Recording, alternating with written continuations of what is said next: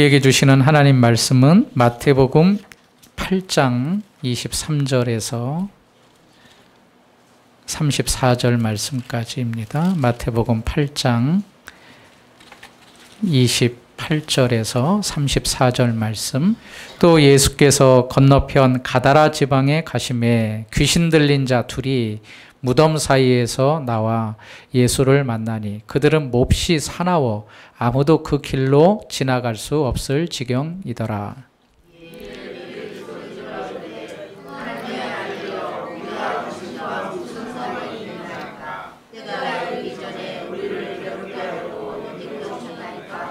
마침 멀리서 많은 돼지떼가 먹고 있는지라.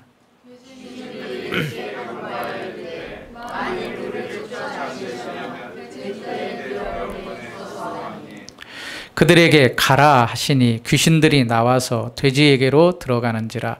온 떼가 비탈로 내리다라 바다에 들어가서 물에서 몰사하거늘.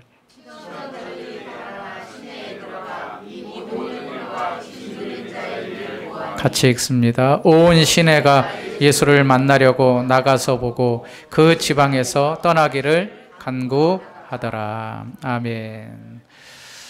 우리가 창세기 1장 1절 말씀을 잘 아실 겁니다. 태초에 하나님이 천지를 창조하시니라, 그렇게 말씀을 하고 있죠. 어떤 의구심이 많은 사람이 목사님께 질문을 합니다. 목사님, 하나님이 태초에 천지를 다 만드셨다고 했는데 그러면 그 태초 전에는 뭘 하고 계셨나요? 그렇게 질문을 합니다. 그러니까 목사님이 이 의심 많은 또 고약한 질문하는 그분에게 이렇게 말했다고 합니다. 당신 같은 질문을 하는 사람을 위해서 지옥을 만들고 있었습니다. 그렇게 대답을 하시더라고요. 그러니까 창조, 태초, 시간 이런 것들은 우리의 개념으로 봐서는 하나님께서 영원하시다는데 그 영원하신 하나님이 어떻게 어떤 모습으로 또 있었는가가 우리에게 이해되지 않지만, 하나님은 우리보다 뛰어나신 분이고 또 온 우주 만물을 만드신 창조주이심을 우리가 믿는다면 우리가 그 영역에 대해서는 이해의 영역이 아니라 수납, 즉 믿음으로 받아들여야 될 줄로 믿습니다. 창조에 있어서 핵심은 이겁니다. 무에서의 창조입니다. 뭐라고요? 아무것도 없는 상태에서 만들어진 것을 창조라고 말합니다. 어떤 재료를 가지고 하나님께서 만드신 것이 아니라 아무것도 없는 상태에서 이 세상의 모든 것들이 만들어졌다는 것이 창조의 핵심이라고 말할 수 있습니다.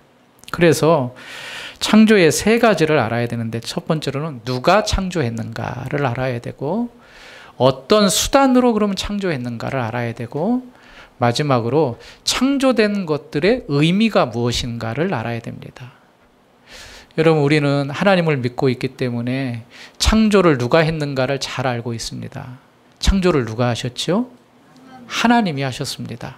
좀 더 명확하게는 삼위일체 하나님께서 온 우주 만물을 재료를 만들어 가지고 그 재료를 조합한 게 아니라 무에서 새로운 것들을 만들어 주셨습니다.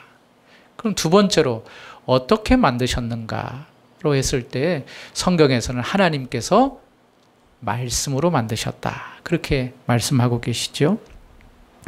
그러면 세 번째, 이 창조는 어떤 의미와 목적을 가지고 있는가라고 했을 때 하나님께서는 이 모든 만들어지는 것을 선하게 만드셨다라고 말씀하고 계십니다.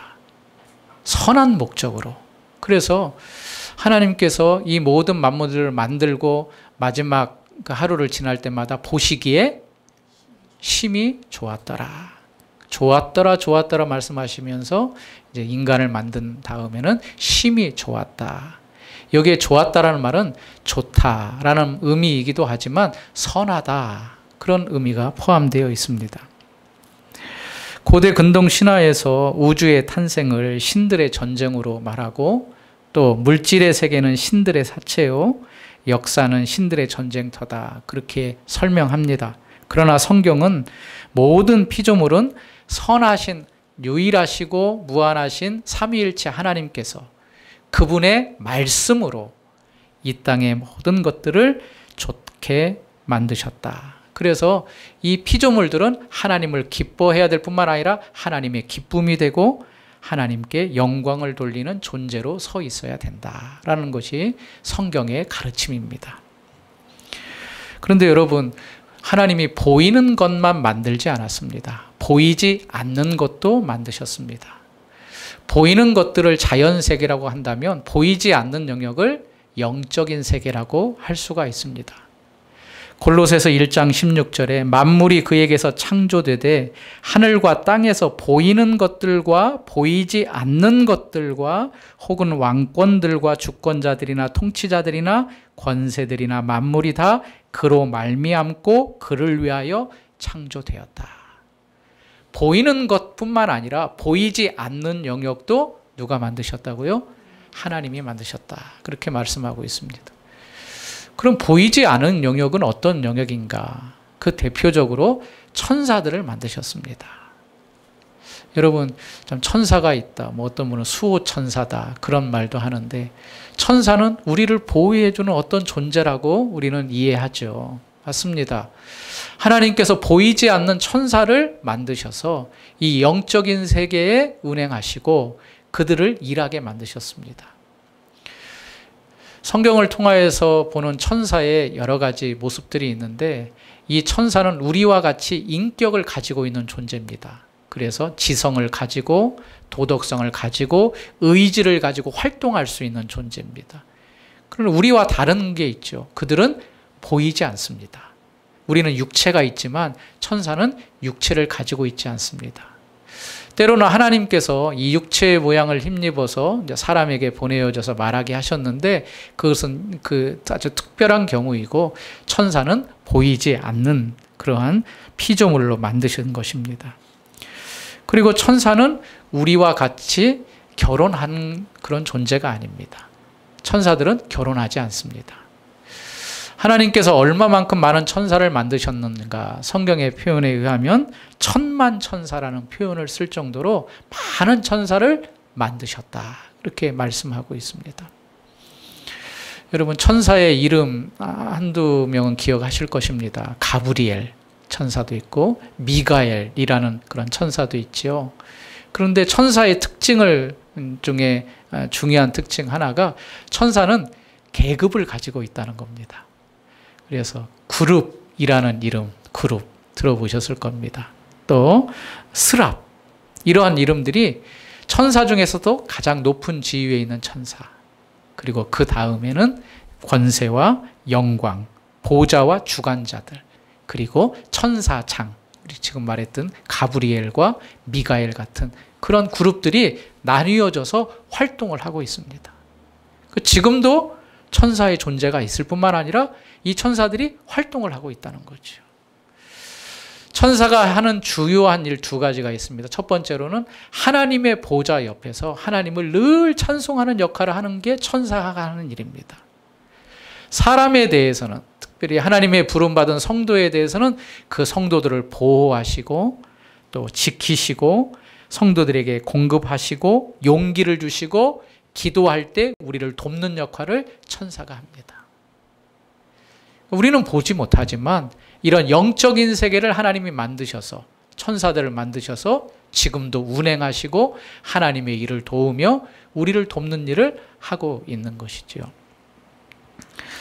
오늘 본문 말씀을 와서 하나님께서 예수님을 보내주시고 예수님께서 이 땅에서 사역을 시작하시는데 오늘 본문 바로 직전의 말씀이 바람과 바다를 잠잠케 하신 예수님의 역사를 보여주셨습니다. 바람과 바다, 물결이 이는 그 죽음의 상황 가운데 있는 제자들을 건져주신 그 예수님. 바람은 보이지 않지만 바람을 통하여서 많은 일들이 일어나는 것을 우리는 직접 보지요. 눈에 보이는 자연계의 현상을 하나님의 아들인 예수님께서 잠잠케 하셨다라는 사실을 우리가 보았습니다. 그러면 오늘 말씀은 눈에 보이지 않는 영적 세계에서의 주인이 누군가를 우리에게 가르쳐주고 있습니다. 오늘 28절 말씀을 읽었죠. 28절 말씀 같이 읽겠습니다. 시작. 또 예수께서 지방에 가심에 나와 예수를 만나니 그들은 몹시 사나워 아무도 그 길로 없을 지경이더라. 이제 예수님이 배를 타시고 건너편으로 가셨는데 그 건너편 지방이 가다라 지방이다. 그렇게 말하고 있습니다. 이 지역은 지형적으로 아주 특수한데 석회암의 지형이 많았다고 합니다. 이 석회라는 것은 쉽게 팔 수 있는 그러한 돌이거든요. 그러니까 집도 좀 수월하게 지을 수 있고 무덤도 이렇게 쉽게 팔 수 있어서 그곳에 사람의 시신을 묻는 그러한 곳이었는데 마가복음 5장과 누가복음 8장에도 똑같은 사건이 기록되어 있습니다. 거기에서는 거라사인의 지방이다. 거라사인이라는 표현을 쓰고 있습니다. 가다라 지방 거라사. 근데 그곳에 귀신 들린 자 두 사람이 있었다. 그렇게 소개하고 있습니다. 근데 이들이 얼마나 무서웠는지 사람들이 피해 다녔다. 오늘 28절에도 그랬죠. 몹시 사나워 아무도 그 길로 지나갈 수 없을 지경이더라. 여러분 지금은 뭐 다 사람이 죽으면 화장해서 뿌리던가 납골당에 진열을 하는데 저 어릴 때만 해도 사람이 죽으면 이제 땅에 매장을 하고 봉분을 만들어서 또 비석도 세워놓고 하죠. 그 무덤들이 많은 곳이 우리는 공동묘지라고 합니다. 공동묘지. 서울 인근에도 공동묘지가 많이 조성이 돼 있고 그렇게 이제 사람을 장례를 치렀습니다. 근데 공동묘지는 사람들이 살 수 없는 곳이고 죽은 자들이 묻히는 곳이고 우리들의 본성상 이 무덤을 지나다닌다는 것은 이게 쉬운 일이 아닐 뿐만 아니라 또 밤에 이 무덤을 지나는 것은 굉장한 담력이 필요합니다. 그런데 이곳에 두 사람이 살고 있었다. 그런데 이 두 사람의 특징은 귀신이 들렸다. 그렇게 말하고 있습니다. 오늘 말씀은 간단하게 이야기하고 있지만 마가복음과 누가복음에는 이 두 사람이 얼마나 무서웠는지 사람들이 이 두 사람을 이제 쇠사슬로 묶어놓고 쇠고랑을 치워놨습니다. 그냥 꼼짝 못하게 하려고. 여기도 그랬죠. 몹시 사납다 그랬습니다. 얼마나 성격이 포악한지 막 일반 사람들을 위협하고 하니까 이 사람들을 묶어놓은 겁니다. 그런데 그런 것도 다 얼마나 괴력을 가졌는데 끊어버릴 정도로 이 귀신 들린 자가 몹시 힘이 셌던 모양입니다. 뿐만 아닙니다. 밤낮으로 이 무덤에서 살면서 소리를 지르기 시작합니다. 또 이 옷도 제대로 입지 않고 옷을 벗고 있었다. 그런 표현도 사용합니다. 소위 이런 사람은 우리는 미쳤다라 그러죠. 밤낮으로 소리 지르고 옷도 입지 않고 히히덕거리고 이런 사람 옆에 누가 가까이 갈 수 있겠습니까? 여러분 지금은 귀신 들린 자가 많지 않지만 저 어릴 때만 해도 이렇게 좀 그런 분들을 몇 번 이렇게 보게 됩니다. 귀신이 들렸다라는 의미가 있습니다. 이 귀신이 들렸다는 것은 귀신의 지배를 받고 있다라는 뜻입니다. 귀신이 그 사람의 인격과 의지를 장악을 해가지고 자기가 뭘 할 수 없을 정도로 귀신이 그의 모든 사람을 행동과 의지를 장악하여서 귀신의 뜻대로 하는 것. 이게 귀신 들렸다는 의미입니다. 한 사람의 인격이 귀신으로 인하여 완전히 압도를 당했고 의지를 빼앗겼고 귀신의 능력 아래서 이제 두 사람이 살게 된 거죠. 그때 예수님께서 이 지역을 찾아오신 겁니다. 찾아오셨을 때 반응이 나옵니다. 29절 말씀 읽겠습니다. 시작. 이에 그들이 하나님의 아들이여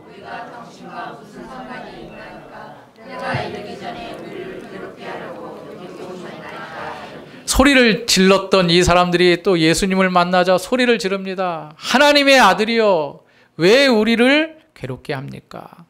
나와 당신이 무슨 상관이 있습니까? 그렇게 말합니다. 그런데 이것은 우리가 이제 한글로 보면 이 상황이 막 따지듯이 예수님께 따지듯이 이야기하는 것 같은데 사실은 이 상황은 이 귀신 들린 자가 예수님께 지금 애원하고 있는 겁니까? 애원을 하고 있는 겁니다. 애원을. 좀 우리를 좀 잘 봐주십시오. 왜 때가 아닌데 지금 우리에게 오셔서 이렇게 힘들게 합니까?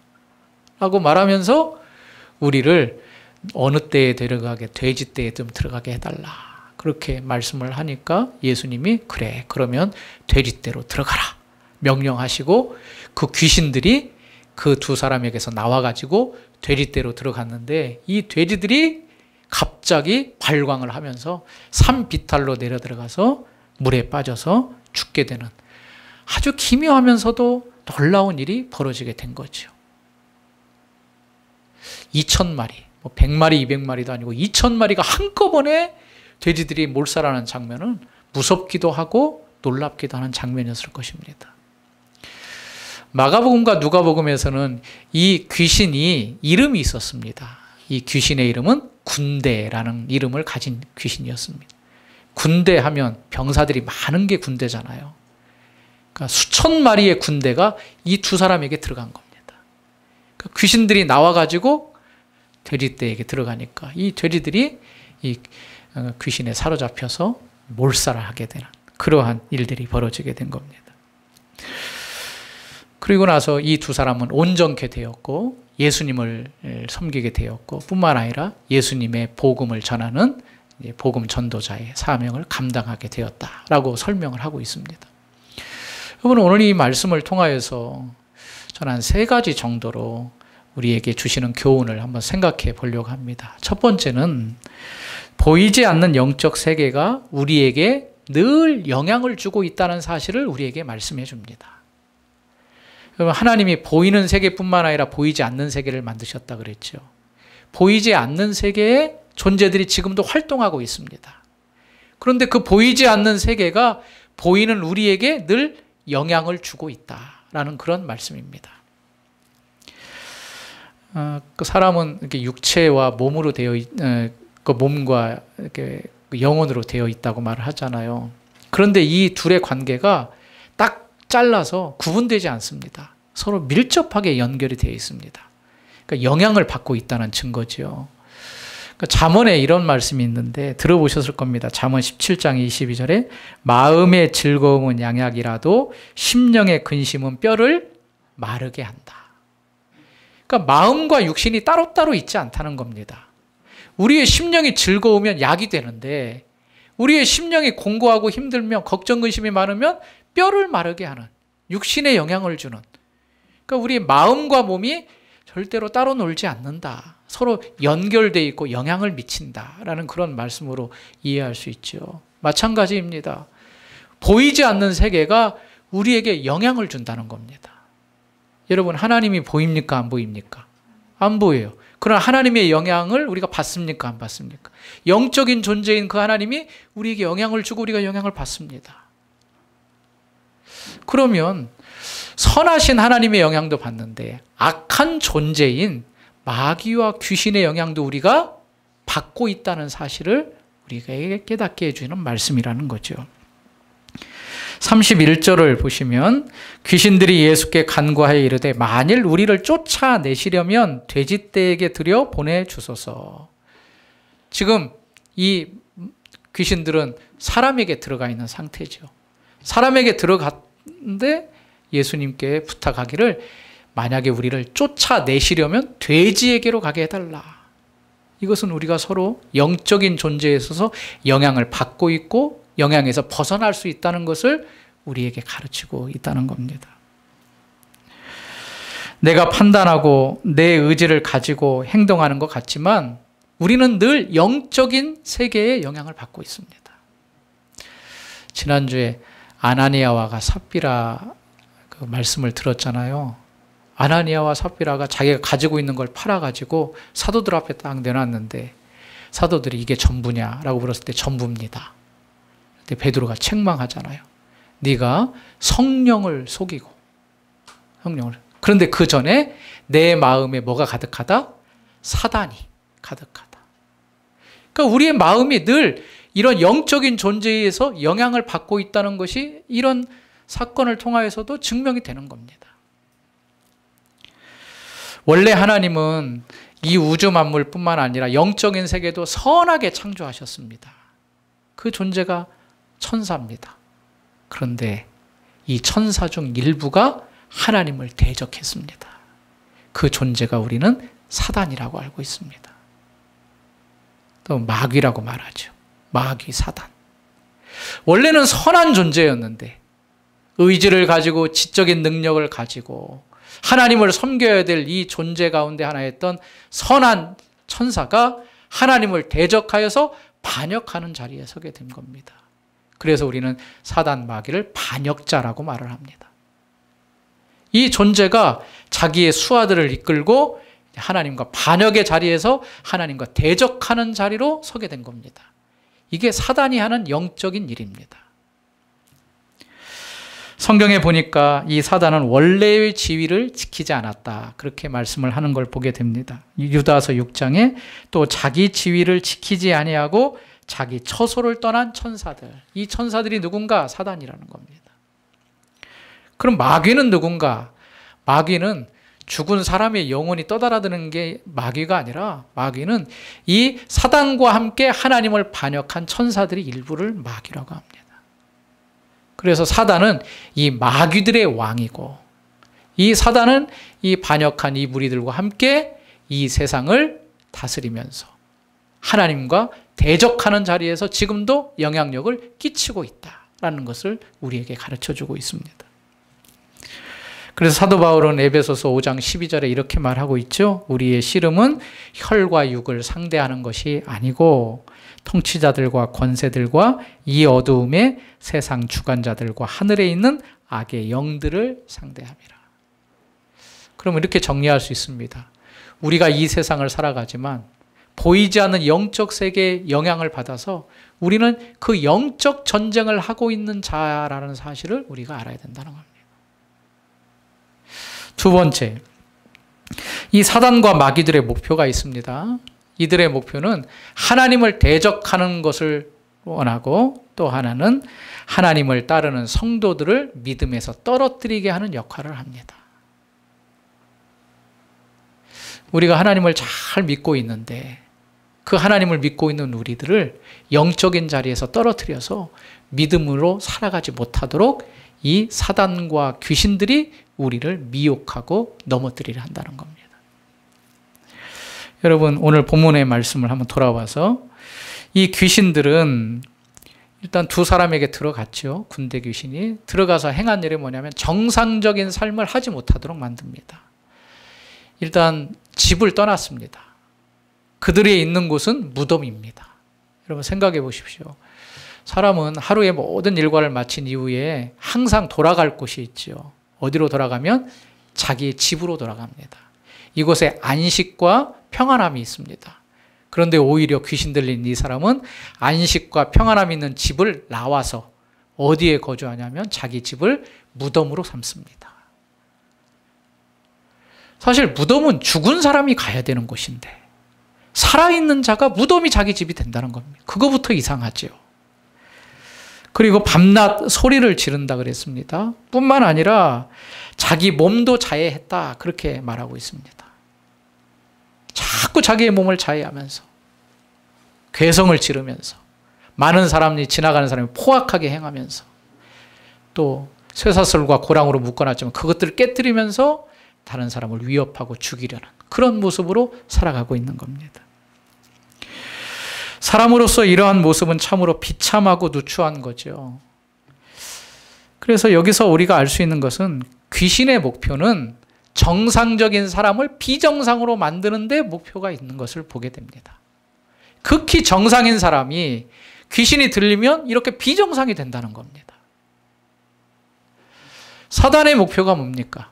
하나님을 대적하는 자라 그랬죠. 하나님이 하는 그 뜻들을 자꾸 가로막고 회방케 하는 게 사단의 역할입니다. 귀신들도 마찬가지입니다. 귀신들도 하나님의 일들을 방해하고 회방하고 특별히 하나님을 따르는 하나님의 백성들을 회방하고 넘어뜨리려 하고 무너지게 만드는 게 귀신들의 역할입니다. 오늘 본문에는 나와 있지 않지만 예수님께서 이 귀신들을 내쫓을 때 앞에 붙인 단어가 있습니다. 이 더러운 귀신아. 더러운 귀신아. 구약 성경에는 정한 것과 부정한 것이 있습니다. 깨끗한 것과 불결한 것이 있습니다. 사실 우리는 깨끗해야 될 존재고 하나님처럼 거룩하게 살아가야 될 존재인데 귀신들은 우리를 더럽게 만든다는 겁니다. 지저분하게 만들고 불결하게 만들고 넘어지게 만들어서 흙탕물에 완전히 우리를 몹쓸게 만들고. 그러니까 하나님과 원하는 것이 다른 거죠. 이러한 영향력을 우리에게 미치면서 우리가 믿음에 서지 못하고 하나님을 따르지 못하도록 만드는 존재가 바로 사단이요 귀신이라는 것을 우리에게 알려주는 것입니다. 귀신 들린 사람을 보면서 우리도 원래는 귀신 아래에 사로잡혔던 자임을 우리가 알아야 됩니다. 불결한 자였고 더러운 자였고 정결함과는 상관없는 자였는데 하나님께서 우리를 그 죄악된 구렁텅이에서 건져주셔서 정결케 하시고 모든 죄를 용서하셔서 새로운 피조물로 삼아주셨습니다. 그러면 우리는 어떤 삶을 살아야 될까요? 마귀의 공격이 왔을 때 우리는 그 마귀의 미혹과 유혹에 넘어지는 것이 아니라 마귀를 대적하고 내가 이제 정결한 사람임을 그들에게 선포하며 살아가야 된다는 겁니다. 이런 예가 있습니다. 집이 지저분할 때는 좀 더 지저분해도 잘 못 알아쳐요. 그렇죠. 뭐 더러운 거 어차피 좀 더 더러워지는 거 거기서 거기에요. 그런데 생각해 보세요. 새 집으로 이사 갔어요. 그러면 안 하던 청소를 하기 시작해요. 조금만 지저분해도 막 닦고 일주일에 한 번 청소했던 거 이틀에 한 번 어떤 때는 매일마다 청소해서 이 깨끗한 집을 유지하려고 하죠. 아마 차를 가지신 성도님들도 알겠지만 중고차 사면 이렇게 누구 긁고 조금 이렇게 뭐 자기가 실수해서 어디 박아도 고칠 생각도 안 해요. 아이 뭐 중고차인데 어차피 오래된 차인데. 그러나 새 차 사면 어때요? 닦고 다 청소하고 뭐 묻었으면 그렇게 우리의 마음과 뜻을 그렇게 깨끗함을 유지하는 데 쓰잖아요. 마찬가지인 것 같습니다. 우리는 예수님의 피로 깨끗함을 입어서 새로운 피조물이 되었습니다. 이제는 더러움과 지저함과 불결한 것은 우리의 것이 아닙니다. 그렇다면 우리가 어떻게 해야 될까요? 날마다 깨끗하게 우리를 관리하고 보존하고 그 깨끗함을 유지하는 게 중요합니다. 그런데 사단은 자꾸 우리를 더러운 것, 부정한 것, 불결한 것, 죄의 모습으로 물들게 하고 있다는 거죠. 우리는 그러한 존재가 아님을 오늘 말씀을 통하여서 가르쳐 주시는 거죠. 마태복음 24장 24절에 거짓 그리스도들, 거짓 선지자들이 일어나 큰 표적과 기사를 보여 할 수만 있으면 택하신 자들로 미혹하리라. 그렇게 말씀하고 있습니다. 우리가 더 잘 아는 말씀이 있죠. 베드로전서 5장 8절 근신하라 깨어라 너희 대적 마귀가 우는 사자와 같이 삼킬 자를 두루 찾는다. 어떻게 하면 넘어뜨릴까? 어떻게 하면 저 사람을 지저분하게 만들까? 어떻게 하면 죄의 모습으로 다시금 돌아가게 할까? 우리에게 영적인 영향력을 계속 미친다는 겁니다. 그때 우리는 어떻게 해야 됩니까? 근신하여 깨어서 그의 괴계를 간파해야 됩니다. 여러분 가만히 생각해 보십시오. 지난 한 주간에 다양한 일들이 있었죠. 그 일들을 맞닥뜨리면서 또 생각도 하고 마음의 결단도 하고 결정을 했을 것입니다. 그런데 그 하나하나의 결정들을 볼 때에 내가 결정한 것 같은데 가만히 생각해 보십시오. 내 마음에 어떤 생각들이 있었는가를 생각해 보십시오. 이 가운데는 사단이 주는 생각도 분명히 있었습니다. 특별히 하나님의 뜻을 행하는 데 있어서 갈등이 일어납니다. 이렇게 할까? 저렇게 할까? 그때에 분명히 이게 하나님의 뜻이 맞다고 성경에도 또 배운 대로 이렇게 해야 되는데 자꾸 어떤 생각이 드냐면 사단이 주는 미묘한 그런 유혹이 있습니다. 아이 다음에 하지 뭐. 아이 지금은 아니야. 이런 생각들이 자꾸 우리에게 침투를 합니다. 그래서 그 결정을 못하게 가로막습니다. 이런 영향력을 우리가 받고 있다는 겁니다. 거기에 우리가 깨어서 근신하여 기도해야 될 줄로 믿습니다. 어떤 목사님 설교를 듣는데 마음에 확 와닿는 예화를 하시더라고요. 여러분, 쥐를 죽이는데 그 쥐약을 쌀에다가 이렇게 묻히잖아요. 그런데 다 쥐약만 주지 않습니다. 사실 쥐가 좋아하는 것 99%에 쥐약은 1%밖에 안 들어갑니다. 그 1%가 쥐를 죽게 만드는 겁니다. 마찬가지입니다. 우리를 무너뜨리는 것은 사단의 어떤 거대한 계획과 엄청난 그런 장애물이 우리를 무너뜨리는 것이 아닙니다.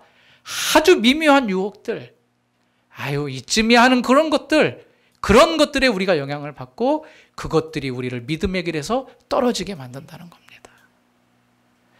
우리는 그러한 자리에서 늘 깨어 있어서 조심하고 늘 성령 충만한 삶을 살아가야 될 줄로 믿습니다.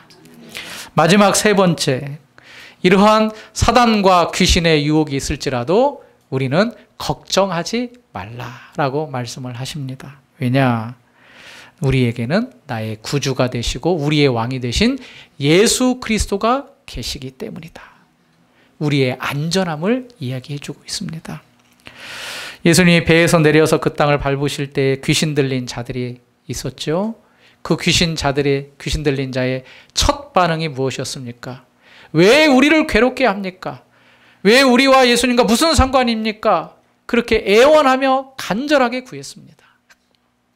그러면서 여기서 귀신들의 입을 통하여서 아주 귀한 단어, 아주 엄청난 말씀되는데 29절 말씀. 이에 그들이 소리질러 이르되 하나님의 아들이요. 그렇게 말, 하나님의 아들이요.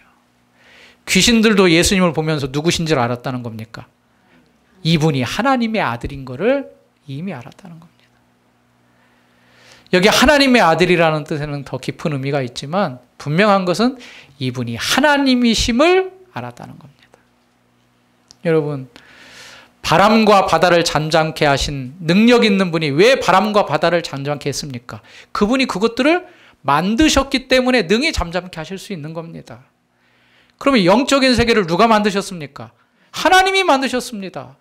천사도 하나님이 만드시고 보이지 않지만 이 영계의 질서를 다스리는 분이 누구십니까? 하나님이십니다.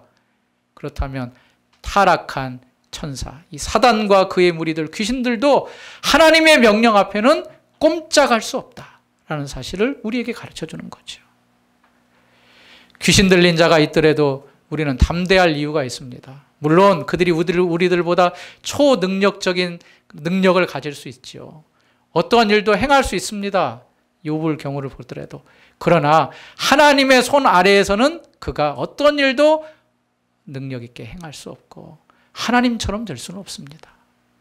우리는 능력 있는 하나님을 믿고 예수 그리스도를 믿는 하나님의 백성이니까 예수의 능력을 힘입어서 그 사단과 귀신의 괴계를 물리칠 수 있으며 그 능력에서 자유함과 해방함을 받을 수 있다는 사실을 우리에게 말씀해 주시는 거죠. 여러분, 사단이 우리를 공격할 때 우리에게 있는 이름, 이 예수 그리스도의 이름을 선포하시는 여러분들이 되시길 바랍니다.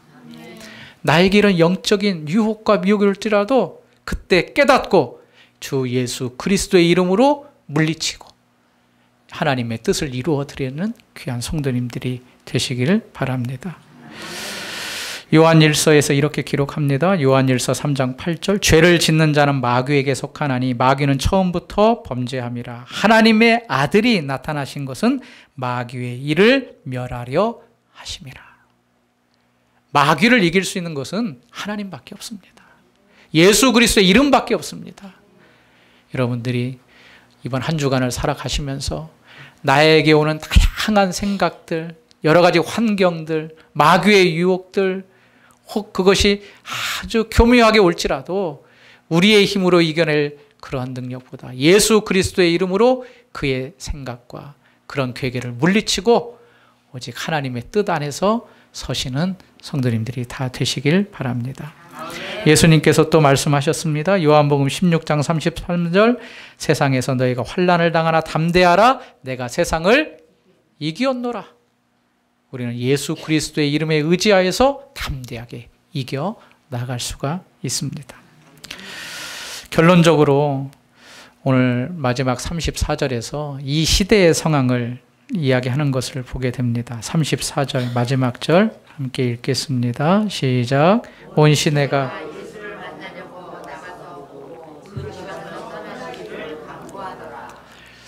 사실 예수님이 이 땅에 오신 것은 우리를 구원하고 우리를 선한 길로 인도하기 위해서 오신 겁니다. 그런데 이 사건을 딱 보면서 귀신 들리지 않은 정상적인 사람들이 아이고 여기 예수님이 있으면 안 되겠다고 예수님을 어떻게 했다고요? 바깥으로 떠나시게 내쫓아버립니다. 어찌 보면 귀신 들린 자는 어떤 특별한 상황에 있어서 귀신 들린 모습을 행색을 하고 있지만 일반적인 정상적인 사람들이 어찌 보면 지금 귀신에게 사로잡혀 있는 것입니다. 귀신 들린 자들은 예수님으로 인하여서 정신과 온전히 온전해졌지만 귀신 들리지 않은 그 지역에 사는 사람은 오히려 예수님을 환영하고 예수님으로 인하여서 귀신에게 지배받는 일상적인 삶에서 해방을 받아야 되는데 오히려 예수님을 떠나라고 말씀을 하고 있는 거죠. 이 시대가 바로 그런 시대인 것 같습니다. 다 정상적입니다. 다 그래도 보편적인 삶을 살아가는 것 같습니다. 그러나 그 속을 들여다보면 귀신에게 사로잡혀서 예수님을 거부하고 있는 이 시대. 이 시대에게 우리가 해야 될 말은 무엇일까요? 예수님이 귀신으로부터 자유함을 줄 수 있습니다. 예수님을 믿어야 우리가 진정한 죄에서 해방이 되고 참된 삶, 온전한 삶, 복된 삶을 살아갈 수 있습니다. 라고 우리가 그들에게 복음을 전해야 될 줄 믿습니다. 귀신 들린 이 사람들이 이제 귀신이 내쫓겨가니까 그들이 정신과 영혼이 온전해졌다. 그렇게 말하면서 이제 누가복음에는 이 지역 사람들에게 자기의 그동안의 형편을 쭉 말하면서 그들에게 복음을 전했음을 살펴보았습니다. 말해주고 있습니다. 우리가 자유함을 얻었습니까? 그 자유함을 얻었다면 그 자유함을 얻은 그 해방과 그 은혜로 귀신의 어떤 공격으로부터 우리가 미혹되거나 넘어지지 말고 하나님께서 원하시는 삶을 살아가는 귀한 성도님들이 되시길 바랍니다.